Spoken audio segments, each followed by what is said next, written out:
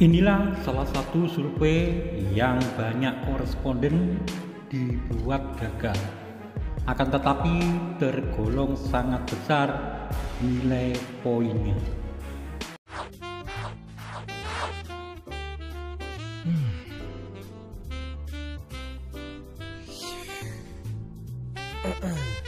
Young man, work harder. Dan ini sebuah referensi, bisa kalian jadikan pembelajaran bagaimana cara hadapi soal survei seputar produk asuransi. Ada beberapa poin yang harus diperhatikan. Oke, langsung saja kita ke tema pembahasan. Terlihat di layar Anda, ini sebuah penyelesaian survei tentang asuransi. Adapun poin-poin yang perlu kita perhatikan dalam menjawab sebuah soal survei asuransi. Untuk poin yang pertama, yaitu pemilihan target usia. Barang tentunya pemberian kualifikasi profil yang dicari target koresponden usia produktif. Yang dimaksud usia produktif ialah masih aktif dalam bekerja atau punya penghasilan. Kebanyakan biasanya yang dibidik usia antara 25 sampai 45 tahun. Karena sebuah target market mereka dalam pencapaian sebuah nasabah. Untuk poin yang kedua, sebuah tingkat pendapatan. Kualifikasi profil yang disasar dalam sebuah asuransi tentunya menyesuaikan tingkat ekonomi. Inilah filter terpenting setelah usia. Karena market yang disasar rata-rata menengah ke atas. Karena dalam data dan produk asuransi menyasar ke sebuah tingkat cukup kebutuhan primer atau kebutuhan sehari-hari, sehingga ada ruang celah sisa penghasilan lebih untuk diinvestasikan. Perhatikan pada pertanyaan mengenai pendapatan pribadi atau keluarga, serta pada pertanyaan sebuah pengeluaran pribadi atau keluarga. Kuncinya adalah buat pendapatan lebih dari pengeluaran. Dan kondisikan pendapatan Anda pada posisi menengah ke atas. Seperti contoh pengerjaan soal asuransi yang Anda bisa pelajari untuk dijadikan sebuah referensi. Berikutnya, poin yang ketiga mengenai prospek dan minat.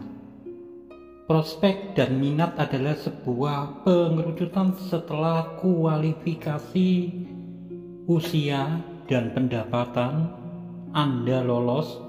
Selanjutnya mengarah ke segmen pengerucutan untuk memfilter dari segi minat koresponden akan ketertarikan sebuah investasi dalam bentuk asuransi, di mana akan dijadikan sebuah prospek pasar, sampel produk-produk mereka. Di sini yang harus Anda perhatikan, ingat, di sini yang harus Anda perhatikan pengaplikasian dalam bentuk sebuah pertanyaan. Misalnya sebuah wawasan pengetahuan tentang asuransi. Contoh sebuah pertanyaan, Seberapa tahu Anda akan merek-merek produk asuransi? Jika ada pertanyaan semacam ini, jawablah sebanyaknya yang Anda ketahui tentang merek asuransi. Oke, untuk poin keempat, sebuah kesimpulan merek utama. Yang dimaksud dengan kesimpulan merek utama, sebuah ketajaman imajinasi dalam membaca signal atau sebuah petunjuk akan brand atau merek utama yang dijadikan fokus tema pembahasan soal survei. Di sini kita dituntut dapat menyimpulkan di dalam separuh perjalanan sekitar 50% berjalan dalam menjawab soal survei tersebut. Seharusnya dalam langkah 50% pengerjaan kita dituntut dapat menyimpulkan akan brand merek yang disasar, yang jadi pokok pembahasan ke depannya. Jika sudah mengetahui signal merek utama, kita bisa kondisikan jawaban soal berikutnya dengan memfokuskan berbagai pertanyaan dengan satu jawaban merek atau brand. Contoh, biasanya pertanyaan tersebut menyasar ke penggunaan pribadi. Misalkan suatu pertanyaan merek asuransi apa yang Anda miliki. Jika ada pertanyaan semacam ini, sebaiknya Anda menjawab simpel, satu atau dua pilihan saja. Dan ini penting untuk diperhatikan. Untuk selanjutnya Anda harus konsisten dalam menjawab merek atau brand asuransi tersebut. Fokuskan pada satu merek. Jika pertanyaan disuruh jawab lebih dari satu jawaban, setidaknya satu merek selalu jadi prioritas Anda sebagai jawaban utama. Untuk yang terakhir, poin kelima, konsisten data profil. Ini kebanyakan terjadi pada soal survei yang berpoin tinggi.